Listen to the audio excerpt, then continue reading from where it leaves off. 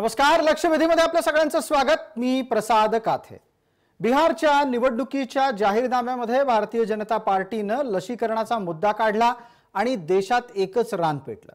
Corona प्रतिबंधात्मक लस ही सत्तेत आलो तर बिहारच्या जनतेला मोफत देऊ असं वक्तव्य केलं गेल्यानं नैतिकतेचा कर्तव्यच्युत होण्याचा मुद्दा उपस्थित झालाय। आजवर भारताला लसीकरणाचा एक मोठा अनुभव आहे। दीर्घकाळ या देशाने अनेक साथींच्या रोगांच्या विरोधात लढा दिलाय। पोलिओ सारख्या रोगाला या देशातून समूळ पळवून लावण्यात आपण सगळेजण यशस्वी झालोय। फार पूर्वी आपल्या सगळ्यांच्या दंडावर बीसीजीची लस दिल्याचे डाग आजही आहेत। हा सगळा इतिहास असताना आणि हे सगळं टप्प्याटप्प्याने घडत समाज कल्याणासाठी सार्वजनिक आरोग्यासाठी घडत आलेलं असताना निवडणुकीच्या जाहीरनाम्यामध्ये लसीकरणाचा मुद्दा आणणं कितपत योग्य कितपत अयोग्य हा मुद्दा उपस्थित झाला तो बिहारच्या निवडणुकांमुळे। काँग्रेसने त्यावर आक्षेप नोंदवलाय। निवडणूक आयोगाला अशा प्रकारच्या घोषणांवर तात्काळ कारवाई करण्याची मागणी केली आहे। पण हे सगळं एका बाजूला राजकारणाचा भाग आहे, दुसऱ्या बाजूला लसीकरणाची चर्चा होणं सुद्धा गरजेचं आहे। लसीकरणाच्या निमित्ताने सामाजिक जागृती पण गरजेची आहे आणि भारतासारख्या देशात सगळ्यांचं लसीकरण होणं सुद्धा गरजेचं आहे। आजची चर्चा याच टप्प्यावर येत असताना आणखीन एक मुद्दाही उपस्थित करते की जी लस कधी येणार हेच ठाऊक नाही, त्या लसीच्या भरोशावर मत मागणं कितपत योग्य। आणि म्हणूनच आजच्या लक्षवेधीचा विषय बाजारात तुरी।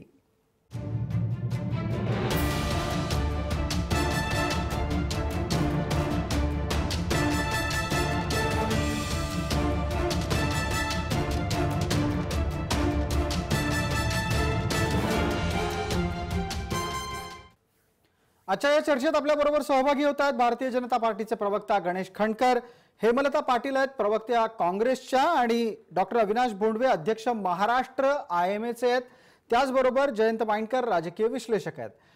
पहिला प्रश्न डॉक्टर भोंडवेंना आहे। डॉक्टर भोंडवेजी, ज्या पद्धतीने लसीकरणाचा विषय राष्ट्रीय पातळीवर गाजतोय, केंद्र सरकारने यापूर्वीच सगळ्यांना लस मोफत मिळेल असं सांगितलं होतं, तसं असताना आता निवडणूक जाहीरनाम्यामध्ये लसीकरणाचा मुद्दा येतो, हेतू काय असतो? आपण म्हणताय ते बरोबर आहे। आजचं आपलं जे टायटल आहे बाजारात तुरी, त्या पद्धतीनंच हे आहे। ही लस यायला अजून बराच वेळ आहे। साधारणतः अंदाज आता असा आहे की ती फेब्रुवारीमध्ये येणार आहे। ती लस येणार आहे ती कितपत प्रभावी आहे याबद्दलही सरकारलाही कल्पना नाही। पण त्यासाठी केंद्र सरकारने नुकतेच 51,000 कोटी रुपये राखून ठेवलेले आहेत की ते संपूर्ण देशातल्या प्रत्येक व्यक्तीला ती लस मोफत मिळेल अशा पद्धतीची ती तरतूद आहे आणि त्याबद्दल ही खरोखर अभिनंदनीय गोष्ट आहे। मात्र सर्व जनतेसाठी, सर्व भारतीय जनतेसाठी उपलब्ध केलेली लस केवळ एकाच प्रांतासाठी आहे अशा प्रकारचं जर जाहीर झालं असेल तर ते खरोखरच एक योग्य म्हणता येणार नाही। दुसरी एक गोष्ट अशी की ह्या लसीसाठी संपूर्ण देशाला त्याची गरज आहे। त्याचबरोबर बिहार मधल्या जनतेसाठी सगळी उपलब्ध करून देण्याऐवजी त्यामध्ये जर बिहार मधल्या फ्रंटलाईन डॉक्टर्सना, बिहारमध्ये बऱ्यापैकी डॉक्टर्सवर अनेक प्रश्न येत आहेत, त्यामुळे फ्रंटलाईन डॉक्टर्सना आधी ती उपलब्ध केली जाईल, इतर आरोग्य कर्मचाऱ्यांना करून दिली जाईल, किंवा जे कोणी वृद्ध आहेत किंवा ज्यांना यापुढे त्रास होण्याची शक्यता आहे किंवा ज्यांच्या प्राणाला कोरोनामुळे धोका आहे अशा लोकांना प्रथम उपलब्ध करून दिली जाईल। अशा प्रकारचं जर विश्लेषण दिलं गेलं असतं तर ते जास्ती स्वागतार्ह ठरलं। अगदी अगदी। आणि याच निमित्तानं मग गणेश खंडकरांना विचारायला हवं, गणेश खंडकर, मनात काय आहे? जे तोंडावर आहे तेच की मनात काही वेगळं आहे, तोंडावर वेगळंच आलंय? नाही, पण काही वेगळं असायचं काही कारण नाही प्रसादजी। बघा, केंद्र सरकारची भूमिका अगदी स्पष्ट आहे। देशातल्या जनतेला ही लस मिळाली पाहिजे अशी आमची प्रथमपासूनची भूमिका होती आणि या संदर्भातल्या नियमित अपडेट येत असतात। आता या अपडेट सुरू असताना बिहारची निवडणूक सुरू आहे, हा केवळ एक योगायोग आहे। नाही, हा नुसता योगायोग कसा असू शकतो? हा तेव्हा योगायोग असता जर तुम्ही राजकीय दृष्ट्या काही बोलला नसतात, एखादं राजकीय वक्तव्य केलं नसतं। आता जाहीरनाम्यात त्याचा उल्लेख होतो, त्याला नुसता योगायोग कसं म्हणता येईल? बघा, असं आहे की सरकार आल्यानंतर आम्हाला काय करायचंय हे आम्ही जाहीरनाम्यात म्हटलेलं असतं. आता ज्या वेळेला इतर कोणी जाहीरनामा देत असताना ते 10 लाख नोकऱ्या देणार आहेत असं त्यांनी म्हटलं, त्यावेळेला कोणी प्रश्न विचारला नाही. आमचं म्हणणं एवढंच आहे की आम्हाला जे करायचंय ते आम्ही आमच्या जाहीरनाम्यात म्हटलेलं आहे. यामध्ये तुमच्या माहितीसाठी प्रसादजी, या देशामध्ये जिथे जिथे सरकार काम करतात त्यापैकी जे आता बिहारचं झालं, मध्य प्रदेश सरकारने या संदर्भातल्या हालचाली सुद्धा केलेल्या आहेत. उद्या महाराष्ट्र शासनाने समोर येऊन सांगावं या लसीच्या बाबतीत आम्ही स्वतः पुढाकार घ्यायला तयार आहोत. चांगली गोष्ट आहे. यामध्ये आपण या विषयाला त्या विषयाशी का जोडत आहोत? आम्ही आमच्या जाहीरनाम्यात म्हटलंय बाप, म्हणजे दरभंगाला एम्स सुरू होईल 2024 पर्यंत. आता ही काही गोष्ट चुकीची म्हणायची का आपण? नाही, आज ती बिहारची गरज आहे, बिहारमध्ये त्याची आवश्यकता आहे, म्हणून आम्ही ते करणार आहोत. आम्ही जाहीरनाम्यात सांगितलं किंवा एम्स तिकडे दरभंग्याला येईल. ठीक आहे. तसंच कोरोनाच्या बाबतीत आम्ही हेमलता पाटलांना कितपत पटतंय? हेमलता पाटील. प्रसादजी, भारतीय जनता पक्ष हा सतत निवडणुका मोडमध्ये असतो आणि इलेक्शन मोडमधनं कधीही बाहेर यायला तयार नाही. आणि राजकारणासाठी आणि निवडणुकांसाठी तुम्ही किती खालच्या पातळीवर जाता, किती खालच्या स्तरावर जाता, याचं एक जिवंत उदाहरण आहे. आताच डॉक्टरनी बोलताना सांगितलं की ही लस कधी उपलब्ध होणार आहे ते माहित नाही. फेब्रुवारी एंड किंवा मार्चला ती लस उपलब्ध होईल. त्याचा रिझल्ट काय राहील, तो ती कशा पद्धतीने द्यायची, हे सगळं काही माहित नसताना आणि केंद्र शासनाची जबाबदारी आहे की ह्या पद्धतीची लस ही सगळ्या भारतीयांना मोफत मिळाली पाहिजे. पण केवळ राजकारणासाठी आणि निवडणुकीसाठी लसीकरणाचं राजकारण करणं, इतक्या खालच्या स्तरावर हा पक्ष जाईल असं वाटलं नव्हतं. आणि मला खरंच खूप वेदना होत आहे की बिहारची जनता. हेमलताजी, या निमित्ताने एक प्रश्न असा उपस्थित राहतो. आपल्या देशाचे आरोग्य मंत्री डॉक्टर हर्षवर्धन या आधी म्हणालेले आहेत की सगळ्यांनाच मोफत लस मिळणार आहे, देशवासियांना मोफत लस मिळणार आहे, असं दोनदा त्यांच्याकडून वक्तव्य झालेलं असताना जाहीरनाम्यात केवळ उल्लेख केला म्हणून ते खालच्या स्तराचं राजकारण होतं का? नाही, हे बघा, बिहारच्या निवडणुका असताना अशा पद्धतीचा उल्लेख करणं हेच मुळात चुकीचं आहे. खरं तर निवडणूक आयोगाने यांच्यावरती कारवाई केली पाहिजे की तुम्ही बिहारच्या जनतेला अशा पद्धतीने भ्रमित करता आणि अशा पद्धतीने तुम्ही बेड्यात काढता. तुमची मोफत लस देणं ही तुमची जबाबदारी आहे आणि ती सगळ्या भारतीयांसाठी उपलब्ध असली पाहिजे. त्याच्यामध्ये त्यांनी असं, हा एक महत्वाचा मुद्दा आहे. मोफत लस देणं ही जबाबदारी आहे. लसीकरण ही राष्ट्रीय कर्तव्याचाच भाग केंद्र सरकारची असली पाहिजे, हे हेमलता पाटलांनी मांडलं. जयंत माइंडकरांसाठी प्रश्न आहे. जयंत माइंडकर, भारताच्या लसीकरणाचा इतिहास काय सांगतो? अगदी गेल्या 60-70 वर्षांच्या इतिहासात देवीपासून अनेक प्रकारच्या लसी या पूर्ण देशभर टोचल्या गेलेल्या आहेत. मला वाटतं आपल्या वयाच्या सर्वच व्यक्तींच्या खांद्यावर जे देवीचे डाग आपण घेतलेले आहेत ते हे दाखवून देतं की होय, आपणही त्या घेतलेल्या आहेत. पण त्याच्यानंतर एक अशी वेळ आली की मला आठवतं, गेरूच्या रंगात अक्षरशः खेड्यापाड्यात प्रत्येक भिंतीवर एक नोटीस लिहिली असायची की देवीचा रोगी कळवा आणि निदानानंतर 1000 रुपये मिळवा. आणि अशा प्रकारे देवीचं संपूर्ण उच्चाटन झालं. मी ज्या काही 70च्या दशकापासून आतापर्यंतच्या निवडणुका पाहतोय त्या कुठल्याही निवडणुकीत सत्ताधारी असलेल्या काँग्रेसनी आम्ही लसीकरण केलं असं कुठल्याही निवडणुकीत सांगितल्याचं मला दिसलेलं नाही. हेमलता पाटील अगदी योग्य बोलल्या.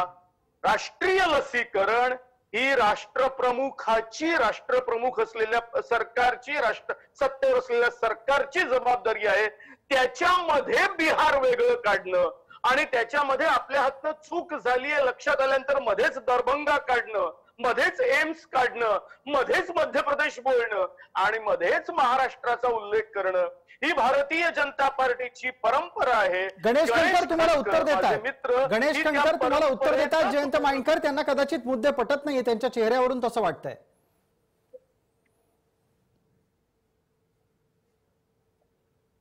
केवळ तुम्ही आम्हाला मत द्या, आम्ही माइंडकर, मला वाटतं गणेश खंडकरांना आपण संधी दिली होती.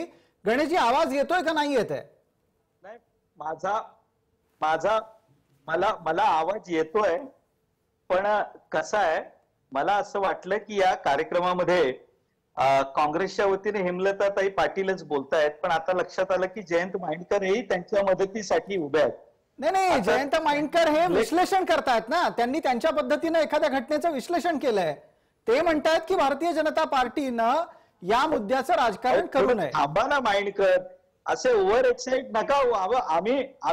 आम्ही तुमचं शांतपणे ऐकून घेतलं माइंडकर. तुम्ही असे एवढे ओव्हर एक्साइट का होत आहे? ठीक आहे खणकर, आपण मुद्द्यावर या. खणकर, मुद्द्यावर या. आपण नेहमी चर्चेमध्ये असतो, तुम्हाला माहिती असतं सगळं काय होणार आहे, पण तरी तुमचे अंदाज चुकतात, तरी आम्ही सत्तेवर येतच असतो. आता ह्याला काय करायचं? माझा विषय असा असं नाहीये. उरी आणि पठाणकोट घडलं नसतं तर तुम्ही कुठे होता 2019ला? हे अनालिसिस आता देऊन मला काथ्यांचा वेळ घ्यायचा. मी तेच सांगणार आहे, कृपया वेळ घालवू नका आणि विषय डायव्हर्ट होऊ देऊ नका. उरी पठाणकोट आत्ता विषय नाही, कोरोनावर या. कोरोनाची लस हा मुद्दा आहे. डॉक्टर भोंडवे इथे बसलेले आहेत, त्यांच्यासारख्या तज्ज्ञ माणसाकडून आपण अधिक गोष्टी त्यातल्या जाणून घेणार आहोत. गणेश खणकर, मुद्द्यावर आपण पटकन कृपया बोलावं. माइंडकरांचं म्हणणं असं आहे, काँग्रेसने इतके वर्ष लसीकरण केलं पण त्याचा कधी राजकीय लाभ घ्यायचा प्रयत्न केला नाही. मला जर का काते साहेब जयंत माइंडकर बोलूनच देणार नाहीत. त्यांनी उल्लेख केला राष्ट्रप्रमुख. मी जर चुकून म्हणालो असतो आमच्या राष्ट्रप्रमुखांनी असं म्हणालोय पंतप्रधानाच्या ऐवजी, तेव्हा त्यांनी घटना धोक्यात आणली असती. मी शांत बसलोय. माइंडकर मला बोलून तर द्या, माझं म्हणणं नीट ऐका. मी माइंडकरांना शांत राहायला सांगितलंय. खणकर, कृपया बोला, आता मुद्द्यावर या. आता यामध्ये असं आहे की राष्ट्रप्रमुखांची किंवा पंतप्रधानांची जबाबदारी असते, हे मी 100% मान्य करतो. या देशामध्ये लसीकरणाचे अनेक कार्यक्रम झाले, हे देखील मान्य करतो. परंतु पोलिओच्या बाबतीत ज्या पद्धतीने संपूर्ण देशभर एकाच वेळेला मोहीम राबवायची, हे डॉक्टर हर्षवर्धन असताना त्यांनी हा कार्यक्रम सुरू केला, हे उदाहरण आपल्या समोर आहे ना. आता तेच आता केंद्रामध्ये आहेत आणि ते या सगळ्या कार्यक्रमाचं नियोजन करतायत. माझं यातलं म्हणणं एवढंच आहे की ह्या लसीकरणाच्या कार्यक्रमामध्ये जो काही भार प्रदेश सरकारवरती येणार आहे, आम्ही त्यातही सहभागी व्हायला तयार आहोत. आता मी मगाशी म्हणताना एक उदाहरण दिलं की मध्य प्रदेशमध्ये काय निवडणुका सुरू आहेत का? तर नाही ना. पण तू तिथल्या सरकारने त्याची व्यवस्था सुरू केली, त्यांनी त्याबाबत हालचाली सुरू केल्या. आता जर का आम्ही राजकारणी माणसं असू शकतो, पण जर का डॉक्टर म्हणतायत किंवा फेब्रुवारी मार्च मध्ये येण्याची शक्यता आहे, ते त्या फील्ड मधले आहेत, हे मलाही कळतंय की त्या बाबतीत जे रिसर्च सुरू आहे ते असं सांगतंय की पुढच्या 2-3 महिन्यामध्ये. गणेश खणकर, तुमचे हेतू इतके शुद्ध आहेत तर जाहीरनाम्यात टाळता आला असता हा मुद्दा का नाही? नाही बाबा, माझं ते म्हणणं आहे, काँग्रेस ते सांगावं नका. आमचं सरकार आलं तर आम्ही सुद्धा करू. आम्ही कुठे तुम्हाला म्हटलं तुम्ही करू नका. आम्ही 1 एम्स सांगितले, तुम्ही 2 एम्स करा. हा महत्वाचा मुद्दा आहे. हेमलता पाटील, या मुद्द्यावर थेट प्रश्न असा उपस्थित राहतो, ठीक आहे, भारतीय जनता पार्टीला जर असं वाटत असेल की सरकार आल्यावर बिहारमध्ये लसीकरण केलं जाईल, तर काँग्रेसलाही तसं वाटत नाही का? काँग्रेस सत्तेत आली तर ती लसीकरण करणार नाही का बिहारचं? की 70 वर्षामध्ये इतक्या लसी आल्या, आपल्या दंडावरती बघा, आणि प्रत्येक लसीचं जेव्हा लस टोचली गेली, कुठल्याही पद्धतीचं राजकारण केलं नाही. म्हणजे बिहारमध्ये सत्तेवर आल्यानंतर लस टोचणार नाही असं कुठला पक्ष म्हणेल? आणि काँग्रेसला ते म्हणायची गरज काय? हे अध्याहृत आहे. या गोष्टी अध्याहृत आहेत. सगळ्यात महत्वाचं मला बीजेपीच्या प्रवक्त्याने विचारायचंय की अशा पद्धतीने आपल्या जाहीरनाम्यामध्ये लसीकरणाचा उल्लेख करणं आणि मोफत लस म्हणून दे, याच्यामध्ये तुम्हाला अनइथिकल काही वाटतंय का नाही? हाच सगळ्यात महत्वाचा मुद्दा आहे. आणि तुम्ही फिरून हर्षवर्धन जे राबवत आहेत, पंतप्रधानांचं एक काम आहे, हे सांगायची गरज नाहीये. नागरिक शास्त्राच्या पुस्तकामध्ये, नागरिक शास्त्र आपण 8वी 9वीच्या पुस्तकामध्ये, 4थी 5वीच्या पुस्तकामध्ये नागरिक शास्त्राचे नियम आपल्याला माहित असतात, सरकारचं काम माहित असतं. आणि याच्यामध्ये अशा पद्धतीचं तुम्ही मतदारांना अशा पद्धतीने सांगणं आणि देशातल्या बाकीच्या जनतेवरती अन्याय करणं हे कितपत योग्य आहे? खणकर उत्तर देतील त्याला 30 सेकंदामध्ये, त्याच्यानंतर डॉक्टर भोंडवेंनाही बोलायचं आहे. गणेश खणकर, मुद्दा नैतिकतेचा आहे. एका वाक्यात सांगतो, आमचं जाहीरनामा म्हणजे सुशील कुमार शिंदे मुख्यमंत्री असतानाचा जाहीरनामा नाही. निवडणूक संपल्यानंतर सांगायचं आमची प्रिंटिंग मिस्टेक होती. आम्ही असं म्हटलेलं नाही. आम्ही सांगितलं ते आम्ही करणार. तुम्हाला सुद्धा सूट आहे, तुम्हाला करायचं नाही करायचं तुमचा भाग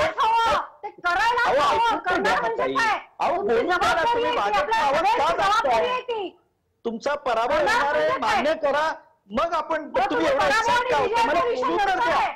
पराभव आणि विजयाचा विषय नंतर आहे. आम्ही करणार म्हणजे काय, तुम्हाला करायलाच हवं, कोणालाही करायला अहो, हवं, आम्ही कुठे नाही काँग्रेसलाही म्हणालो. करायला हवं आणि बीजेपीलाही करायला हवं. हे सांगायची गरजच काय आहे इथे? सांगायची मला गरजच काहीतरी- काय आहे? ठीक आहे, एक मिनिट. आता राजकीय प्रवक्त्यांनी कृपया थांबावं. डॉक्टर भोंडवे, आपलं एक निरीक्षण तुम्ही नोंदवा. या सगळ्या मुळात करायलाच हवं आणि करणारच या वादावर 30 सेकंदात, त्यानंतर एक प्रश्न मलाही आपल्याला विचारायचा आहे. प्रसादजी, एक मला थोडी अजून एक माहिती द्यायची. तुम्ही लसीकरणाचा इतिहास असा शब्द मगाशी वापरला. होय. तुम्हाला माहिती आहे की 8 वर्षापूर्वी भारत हा पोलिओ मुक्त झाला, परंतु 95 सालापासून भारतभरामध्ये जी पोलिओची मोहीम हे केली जात होती, त्यावेळेला बिहार, मध्य प्रदेश, राजस्थान आणि उत्तर प्रदेश या 4 राज्यांमध्ये लसीकरण होतच नव्हतं पोलिओचं. आणि त्याच्यामुळे या 4 राज्यांमध्ये एवढे मोठ्या प्रमाणामध्ये रुग्ण होते पोलिओचे की भारतामध्ये इतर ठिकाणून सगळीकडे शून्य रुग्ण येत असताना या राज्यांवर आपल्याला कॉन्सन्ट्रेट करावं लागत होतं. आणि भारताच्या संपूर्ण आरोग्याच्या इतिहासामध्ये किंवा याच्यामध्ये या 4 राज्यांना बिमारू राज्य, बिहार, मध्य प्रदेश, उत्तर प्रदेश आणि राजस्थान यांना या पद्धतीने ओळखलं जायचं. त्यामुळे कदाचित असं असेल की बिहार सारख्या याच्यामध्ये लसीकरणाचं महत्व सांगणं हे जास्ती गरजेचं आहे. त्यामुळे कदाचित ही मोफत मिळणार आहे, तुमच्यासाठी मिळणार आहे असं सांगितलं तर त्यामध्ये एक वेळ आपण असं म्हणूया की त्या लसीकरणाला लोकांना उद्युक्त करण्यासाठी सांगितलं असेल. आणि त्याचबरोबर दुसरी गोष्ट अशी की कदाचित भारत सरकारने सर्व राज्यांना या पद्धतीने कळवलेलं असण्याची शक्यता आहे. कारण नुकतंच महाराष्ट्र सरकारने संपूर्ण महाराष्ट्रातले जे आरोग्य सर्व जे हॉस्पिटल्स आहेत किंवा जी प्राथमिक आरोग्य केंद्र आहेत त्यांच्या सगळ्यांकडून माहिती घेतलेली आहे की जर असं लसीकरण असेल तर तुम्हाला कसं देता येईल, किती लोकांना द्यावं लागेल, किती लोकांची तुम्ही व्यवस्था कराल किंवा शीतसाथ कशी आहे. तर याचा अर्थ हे जे आहे हे इथं उघडलेले एक राजकीय खेळी असेल. आरोग्याच्या दृष्टीने एक भारतीय नागरिक म्हणून, एक डॉक्टर म्हणून मला असं वाटतं की भारत सरकारने संपूर्ण देशासाठी हा प्लॅन केलेला आहे, त्यासाठी पैसेही राखून ठेवा. अगदी. डॉक्टर भोंडवे, आपण फार बरं झालं ही स्वतः माहिती चर्चेमध्ये आणलीत. या निमित्ताने एक आणखीन माहिती देणं गरजेचं आहे. सरकारच्या विविध प्रकारच्या आरोग्यविषयक किंवा समाज कल्याणाच्या ज्या ज्या योजना असतात त्या प्रत्येकाला समन्यायी पद्धतीने मिळाल्या पाहिजेत अशी अपेक्षा असते. एका बाजूला लसीकरणाचा मुद्दा आहे. लसीकरणाची ही चर्चा सुरू असतानाच आपल्या सगळ्यांना आठवत असेल की आपल्या संपूर्ण देशाच्या समोर लोकसंख्येचा प्रश्न आहे. तो नियंत्रित करण्यासाठी नसबंदीचा कार्यक्रम राबवला गेला होता. या नसबंदीच्या कार्यक्रमाच्या निमित्तानं सुद्धा बिहार, उत्तर प्रदेश, राजस्थान, मध्य प्रदेश या राज्यांमध्ये काय प्रतिसाद मिळाला आपल्या सगळ्यांना माहिती आहे. तिथे नसबंदीला अपेक्षित असं यश मिळालेलं नव्हतं आणि नसबंदीचा एक अत्यंत वेगळा प्रचार घडला होता, ज्यामुळे तिथे काँग्रेसला पराभव सुद्धा सहन करावा लागला. आणि त्याच्यासाठी इंदिरा गांधी, संजय गांधी या जोडीला जबाबदार ठरवलं गेलं होतं. मला वाटतं जयंत माइंडकर, या इतिहासाचा संदर्भ चर्चेत आला पाहिजे तो यासाठी की समाज कल्याणाच्या योजना जर चांगल्या आणि योग्य पद्धतीने सांगितल्या गेल्या नाहीत तर त्याचा मतदानावर परिणाम होऊ शकतो. हा सुद्धा लसीकरणाचा किंवा समाज कल्याणाच्या योजनांचा एक राजकीय परिणाम आहे, हे विसरता कामा नये. आणि कदाचित त्या हेतूनं जाहीरनाम्यात यांचा उल्लेख आलेला असू शकेल. नाही, मी हे मान्य करतो की समाज कल्याणाच्या योजनांचा राजकीय परिणाम होतो.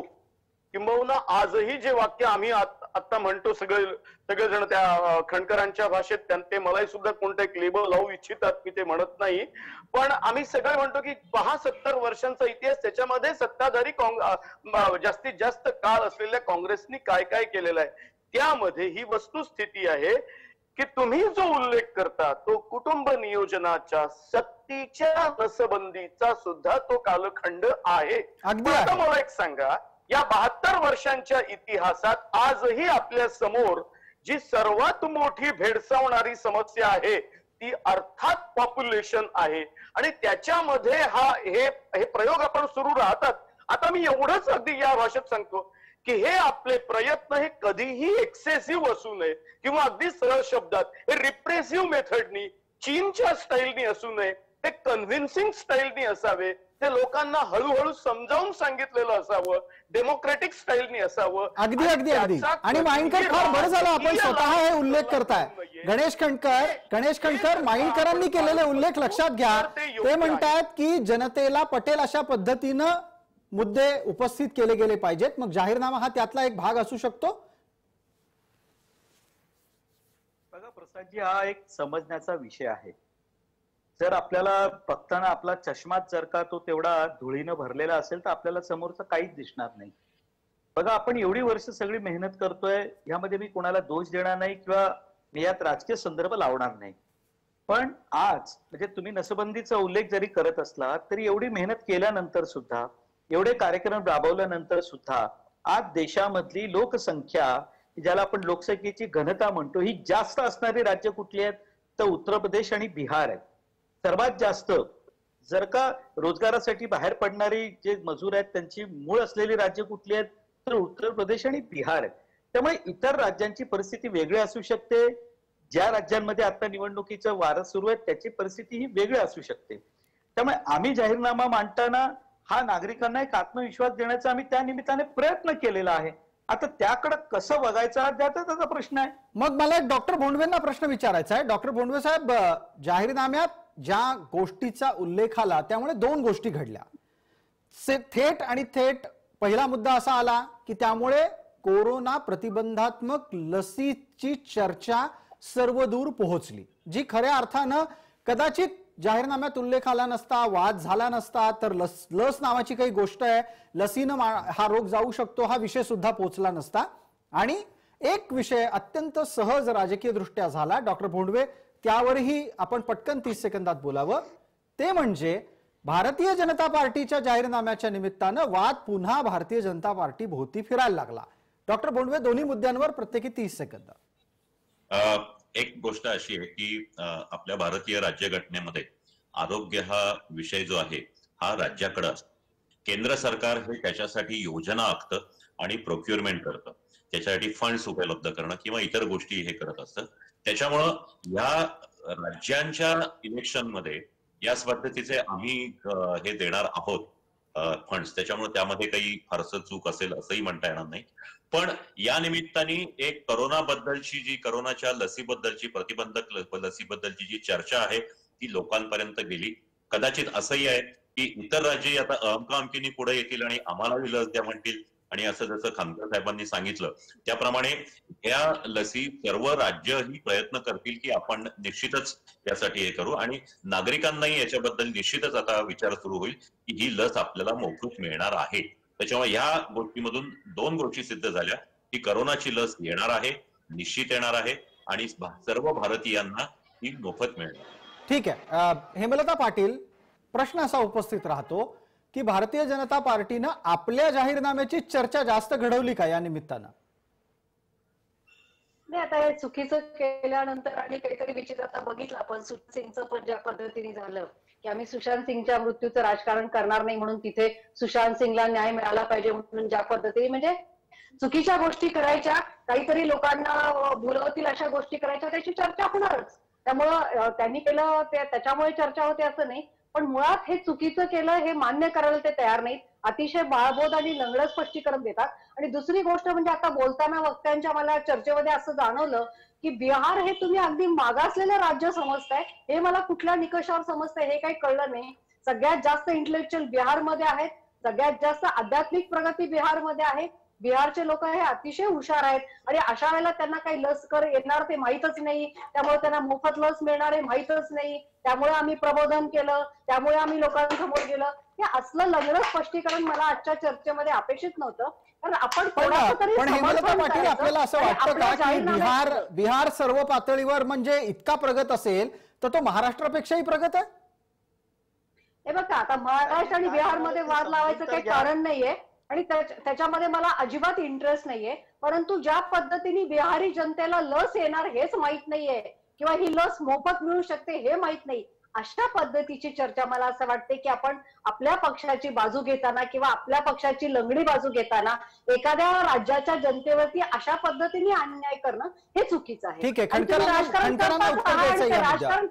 हेमलताजी खणकर उत्तर देत आहेत. गणेशराव बोला. नाही, बघा असं आहे ना की मी काय म्हणालो हे तर निदान समजून घ्या.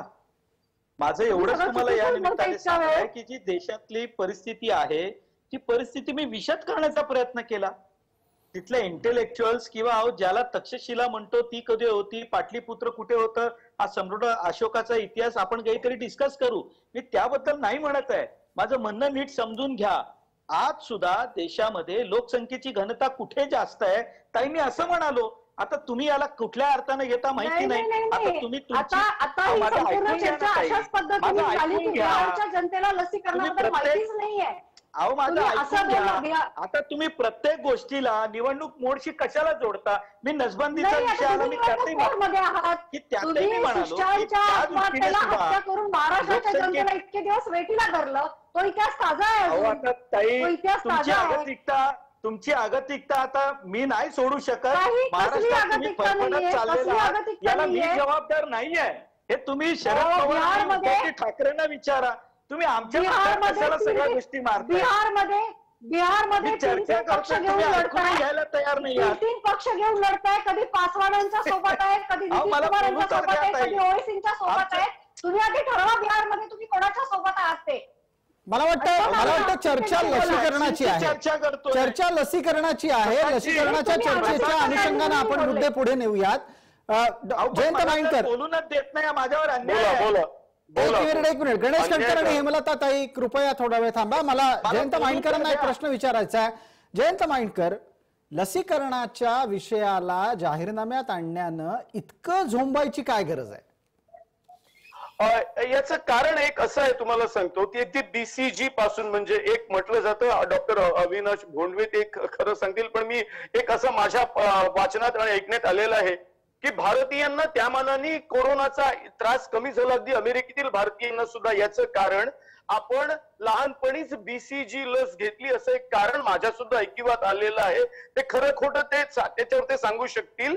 पण एक आहे की आपल्याला आपल्या जीन्स मध्ये आपल्याला लहानपणापासून एक सांगण्यात आलेलं आहे की लस जी असते ती सरकार म्हणजे राज्य नाही तर केंद्र सरकार पुरवतं, अर्थात व्हाया राज्य सरकार, आणि ती फुकट असते, ती फ्री असते. हे आज मी इथे 57-58 वर्षाचा आहे, जे मी पाहिलेलं आहे आयुष्यात, त्या आयुष्यात मी हेच अनुभवलेलं आहे आणि त्याच्यामुळे हे सर्वांना हेच माहिती असतं. त्याच्यामुळे ती आम्ही तुम्हाला देऊ हे निव्वळ चूक नाही, हे नैतिक अधःपतन आहे. गणेश खंडकर हे इतके लहान, इतके लहान आहेत, नुकतेच प्रवक्ता म्हणून झालेले आहेत. ते इतक्या सहजगती आपली चूक कबूल करू शकणार नाही, त्यांनी करूही नाही. त्यांच्या राजकीय करिअरला धोका असेल.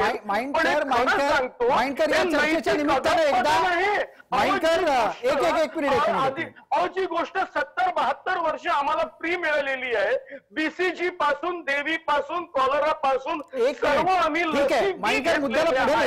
अशा परिस्थितीत उपस्थित राहतो बिहारला त्या सुशांतचं नाव घेऊन सुशील कुमार मोदीला मुख्यमंत्री बनवण्याकरता कशाला एवढा तुम्ही ठीक आहे माइंडकर, या निमित्तानं एक गोष्ट समोर आली की तुम्ही 58 ते 59 वर्षाचे आहात आणि तुमच्या लेखी गणेश खंडकर वयानं लहान आहेत.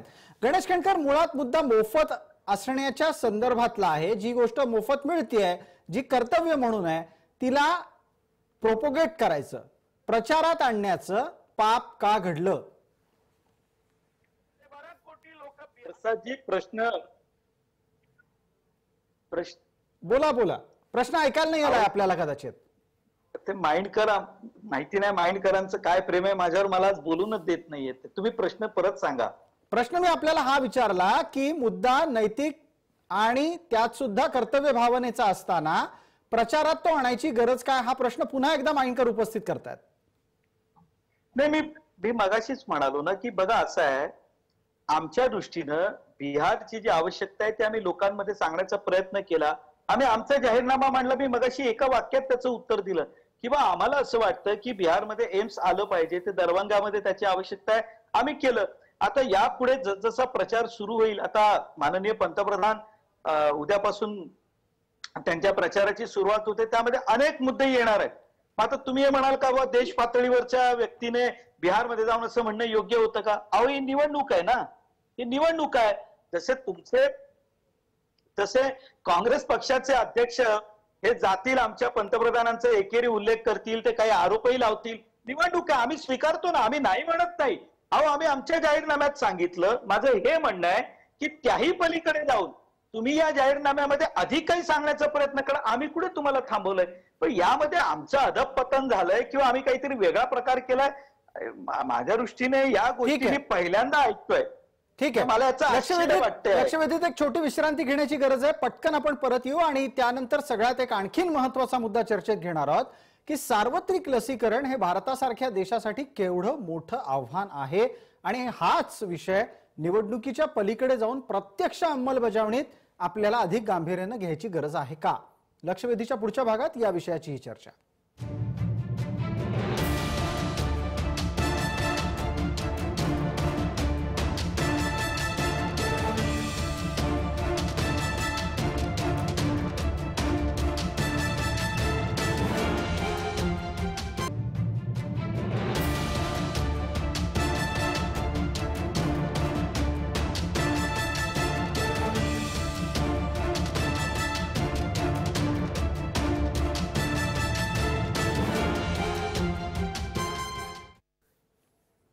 लक्षवेधीच्या दुसऱ्या भागात आपल्या सगळ्यांचं स्वागत. आपल्यासोबत कोण कोण मान्यवर आहेत त्यांचा एकदा परिचय आपल्याला करून देतो. भारतीय जनता पार्टीचे प्रवक्ता गणेश खंडकर आपल्यासोबत आहेत. काँग्रेसच्या प्रवक्त्या हेमलता पाटील, IMA महाराष्ट्राचे अध्यक्ष डॉक्टर अविनाश भोंडवे आणि ज्येष्ठ राजकीय विश्लेषक जयंत माइंडकर. चर्चेची सुरुवात डॉक्टर भोंडवेंपासून. डॉक्टर साहेब, भारताच्यासाठी लसीकरण हा विषय किती गंभीर असला पाहिजे आणि त्याचं गांभीर्य जनमानसापर्यंत पोहोचवण्यासाठी अधिक प्रभावी काय असू शकतं? एक लक्षात घ्या की भारताची लोकसंख्या 130 कोटीच्याही पुढे आहे आणि या संपूर्ण देशाचं लसीकरण करणं हे इतकं सोपी गोष्ट नाहीये. यामध्ये हा जो म्हणजे नंबरचा जो प्रश्न आहे किंवा एवढी मोठी विशाल लोकसंख्या हा तर एक भाग आहेच. आपण जर ते घ्यायचं झालं तर यासाठी किमान 2 ते 3 वर्ष लागू शकते. दुसरी गोष्ट अशी आहे की आज किती आपण म्हणलं तरी आतापर्यंतच्या लसीकरणाच्या इतिहासात असं दिसून आलेलं आहे की लोक स्वतःहून लस घ्यायला तयार होत नाहीत. कित्येकदा पोलिओच्या वेळेला पोलिओचं तर खाली टोचणंही नव्हतं, फक्त नाकात तोंडामध्ये 2 थेंब सोडायचे होते. परंतु ते हे करताना सुद्धा आज ठिकठिकाणी हे करताना 60%, 70%च्या वर लसीकरण जात नव्हतं. दुसऱ्या दिवशी सरकारला खरी माणसं पाठवून त्यांच्या दरवाजावर चिन्ह करून जावं लागत होतं. एवढे प्रयत्न सरकारनं सर्व पातळीवर भारतातल्या सर्व सरकारनी केलेलं आहे. तेव्हा कुठं ती आणि अनेक वर्ष हे केल्यानंतर ते झालेलं आहे. एक तुम्हाला आठवत असेल तर 1-2 वर्षांपूर्वी महाराष्ट्रामध्ये MR म्हणजे मिझल्स आणि रुबेलाची एक लसीकरण मोहीम सुरू झाली होती. त्यावेळेला ती लहान मुलांसाठी, शाळेतल्या मुलांसाठी होती. त्यावेळेला आम्ही मुलांना लस देणार नाही अशा पद्धतीचं हे येऊन ते मोठी वाद निर्माण झाले होते की हे केलं जातं. आणि अशा गोष्टी या फक्त भारतासारख्या थोडस शास्त्राला न समजणाऱ्या किंवा आधुनिक शास्त्राला न समजणाऱ्या लोकांमध्येच असतं असं नाही, तर अमेरिकेमध्ये सुद्धा लसीकरण केल्यामुळे त्रास होतो अशा प्रकारच्या मोहिमा चालवल्या जातात. सांगायचा मुद्दा असा की जी लस येणार आहे ती अजूनही त्याबद्दलची पूर्ण माहिती नाहीये की तुम्हाला ती दंडामध्ये दिली जाणार आहे, कमरेत दिली जाणार आहे का नाकामध्ये ड्रॉप सोडले जाणार आहेत का फवारा उडवला जाणार आहे हे माहित नाही. ती एकदाच घ्यायची आहे का दर 6 महिन्यांनी किंवा वर्षांनी परत त्याचे डोस घ्यायचे का दरवर्षी पुन्हा वेगळी घ्यायची याबद्दल माहित नाही. ही लस 100% आपण घेतली की आता पूर्ण करोना मुक्त झालोय ही आपल्याला माहिती असं होईल असंही माहित नाही. त्याच्यावरती 100% यशस्वी असेल का 70%, 80% हे असेल की ती घेऊनही 20% लोकांना करोना होऊ शकेल या पद्धतीच्या आपल्याला माहित नाही. त्याच्यामुळे हे एक मोठं आव्हान आहे आणि ते खूप शांततेने आणि सर्व सरकारनी कुठलाही पक्षीय विचार न करता केवळ देशवासियांसाठी आखण्याची ती मोहीम आहे. अगदी. हेमलता पाटलांना पुढचा प्रश्न आहे. हेमलता पाटील, ज्या वेळेला भारतासारख्या देशामध्ये लसीकरण हे इतकं आव्हानात्मक आहे त्यावेळेला त्याची अधिकाधिक चर्चा जर सुरू होत असेल आणि त्याला कोणी विरोध करत असेल तर काँग्रेस पक्ष या नात्यानं, म्हणजे आता आपण भविष्यकालीन चर्चा करतो आहोत म्हणून तुम्हाला विचारतो, काँग्रेस पक्ष या नात्यानं भविष्यकालीन लसीकरणाचा विरोध करणाऱ्या व्यक्तींना तुम्ही कन्व्हिन्स करू शकणार आहात, त्यांना समजावू शकणार आहात का? आणि जर तसं करू शकत असणार असाल तर कोणत्या मुद्द्यावर? नाही प्रसादजी, हा विषय महत्वाचा आहे. लसीकरणाची मोहीम ही अत्यंत अवघड आहे, पण याच्यामध्ये तो विषयच नाही आणि त्याच्यामध्ये विरोध करणाऱ्या लोकांना समजवायचं वगैरे विषय नाही. काँग्रेसने आतापर्यंत केलेले आणि यापुढे ते करत राहील. सगळ्यात महत्वाचा विषय आपण मगापासून तोच चर्चेला जातोय की हे झालं पाहिजे, हे व्यवस्थित झालं पाहिजे. परंतु याचं कोणी भांडवल करता कामा नये आणि सर्वांना त्याचा सर्वांना एकत्र त्याचा फायदा झाला पाहिजे. या भूमिकेतून काँग्रेस पक्ष आहे, पूर्वी होता, आजपर्यंत होता, यापुढेही राहील. आणि त्याच्यामध्ये कोणाला समजावून सांगणं वगैरे विषय नाही. एकदा ती राबवायची ठरली ती मोहीम, की त्या पद्धतीने ती राबवली गेली पाहिजे आणि त्याच्यामध्ये जे जे काही करता येईल त्या पद्धतीने पुढे गेलं पाहिजे. काँग्रेस पक्षाने आतापर्यंत केलेलं आहे, आतापर्यंत रिझल्ट दिलेले आहेत. त्यामुळे काँग्रेसला याबद्दल काही करायची गरज नाही. प्रश्न परत परत तोच येतो की ह्या गोष्टींचं राजकारण कोणीही करू नये, या गोष्टी स्वतःच्या राजकीय हितासाठी त्याचा वापर करू नये, एवढाच फक्त या ठिकाणी मुद्दा आहे. अगदी आपण म्हणता आहात की याचा राजकीय वापर होऊ नये. जयंत माइंडकरांना प्रश्न आहे. जयंत माइंडकर, या देशात कोरोनाची लस आली तर ती घेऊ नका असंही सांगायला लोकांनी सुरुवात केलेली आहे. हा विषय जेव्हा साथीच्या रोगाच्या संदर्भातला आहे त्यावेळेला कोरोनाच्या लसीच्या प्रसारालाही अटकाव करणारा वाटतो का आणि असा प्रचार प्रसार थांबवला गेला पाहिजे का? प्रसाद, आता डॉक्टर अविनाश भोंडवे जे बोलले ते इतकं चांगलं आहे. आणि आजपासून सुमारे 40 वर्षांच्या पूर्वी राष्ट्रीय सेवा योजना NSSचा एक व्हॉलेंटियर म्हणून नागपुरातील एका गड्डी गोदाम वगैरे एरियात, जो असा पुअर अगदी झोपडपट्टी एरियात होता, तेव्हा मी स्वतः कॉलेजच्या काही मुलांच्या बरोबर पोलिओ डोस द्यायला गेलेलो होतो. त्यावेळेचा मला अनुभव आलेला आहे. आम्हाला अक्षरशः झोपडीच्या दारातून हुसकावून लावलेला या भाषेत पुरुषांनी की हमको ये देना नहीं है, आम्हाला हे द्यायचं नाही आहे. आणि हे irrespective of religion, caste and language आहे. हे सगळीकडे कॉमन आहे. याचं कारण एज्युकेशनचा प्रश्न आहे. डॉक्टर भोंडवेंनी आत्ताच सांगितलं की अमेरिका शिक्षित असून सुद्धा अमेरिकेतही लसीला विरोध होतो. त्याच्यामुळे हे राहणार. आणि मी मगाशीच म्हटलं, जशी नसबंदी हे आपल्याला कन्व्हिन्स करावी लागते की this is the need of hour. हे आपल्याला कन्व्हिन्स केलं पाहिजे की नाही, this is the need of hour. याच्यामध्ये हे सर्वांचं काम आहे. हे एकट्या नरेंद्र मोदींचं काम आहे नाही, हे एकट्या भारतीय जनता पार्टीचं काम आहे ज्यांनी तथाकथित देशभक्तीचा वसा घेतलेला आहे नाही, हे सर्वांचं काम आहे. आणि जे सर्वांचं काम आहे ते आम्ही केलं म्हणून आमच्या पक्षाच्या इलेक्शनच्या जाहीरनाम्यात लिहिलं हे नैतिक अधपतन फक्त आहे, याच्या पलीकडे नाही. गणेश खंडकर, मुद्द्यावर आपण थोडंसं राहूयात. विषय आत्ताच्या घडीला राजकीय वळण न देणारा असावा म्हणून अपेक्षित करतो. ज्या ज्या व्यक्तींच्याकडून लसीकरणाच्या विरोधात भूमिका घेतली जाईल त्यांना तुमच्या माध्यमातून तुम्ही कसे पटवून देणार आहात की लस ही घ्यायला हवी आहे आणि याचे कोणतेही दुष्परिणाम नसतील? नाही, बघा असं आहे की आजच्या तारखेला म्हणजे हाही विषय आहे किंवा अमेरिकेतही ज्यांना लस घ्यायची नाही तिथे चर्चा होत असेल. मलाही हे माहिती आहे, मी मुंबई महापालिकेच्या शाळेमध्ये शिकलेलो आहे प्रसादजी. आणि ज्या वेळेला लहानपणी आम्हाला लस द्यायला येत होते त्यावेळी काही पालक हे अक्षरशः उभे राहून आपल्या मुलांना त्या रांगेत बाहेर काढायचे की नाही त्याला लस द्यायची नाही तुम्ही. हा विषय त्याही वेळेला म्हणजे मी त्याही वेळेला शाळेत असताना पाहिलेला आहे. अनेक वेळेला ज्या महिला दारोदारी फिरतात त्यांनाही अडचण येत असते. बघा असं आहे की हा एक सार्वत्रिक देशामध्ये राबवण्यात येणारा आरोग्याचा विषय आहे. जिथे कन्व्हिन्स करून सांगितलं पाहिजे तिथे जरूर त्या कन्व्हिन्स करून तिथे सांगितलं जातं. त्या बिचारा आशा कर्मचारी घरोघरी फिरून लोकांना कन्व्हिन्सही करत असतात. खूप त्या बिचारा उन्हातान्हात मेहनत घेत असतात. पण कधी कधी ज्या वेळेला हा विषय तुम्ही स्वतःच्या स्वार्थासाठी इतर विषयाशी जोडता त्यावेळी मात्र अडचण येते. आणि मला असं वाटतं की त्यावेळेला मात्र कायद्याचा धाक दाखवलावाच लागेल. अन्यथा कोरोना हा काही साधा आजार नाहीये, हा देवीचा रोग नाहीये की हे सर्दी पडसं नाहीये. यामुळे अख्खं जग धोक्यात आलेलं आहे. त्यामुळे इतर लशी आणि कोरोनाची लस यामधलं मूलभूत अंतर जे आहे किंवा मूलभूत जी गरज आहे ती आपण समजून घेतली पाहिजे. गणेश खंडकर, एक महत्वाचं वक्तव्य आपण केलं आणि आत्ताच्या घडीला केंद्रात आपली सत्ता असल्यामुळे त्या वक्तव्याला आणखीन वजन प्राप्त होतं. डॉक्टर अविनाश भोंडवे, जे ऐकणार नाहीत त्यांना कायद्याचा धाक दाखवावा लागेल हे एक महत्वाचं विधान आहे. त्या विधानाच्या बाबतीत परिणाम आणि दुष्परिणाम या दोन्हीवर आपली प्रतिक्रिया.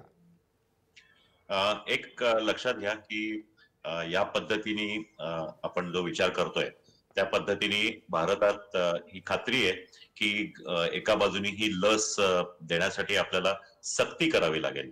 ही सक्ती करावी लागेल. त्याच्यामध्ये कायद्याचा भाग येईल असं नाही, कन्व्हिन्सिंग करावं लागेल. आणि एवढं नुसतं कन्व्हिन्सिंग नाही तर मी पुन्हा सांगेन की 130 कोटी जनतेला देण्यासाठी फक्त सरकारी दवाखाने आणि सरकारी डॉक्टर्स किंवा कर्मचारी पुरणार नाहीये.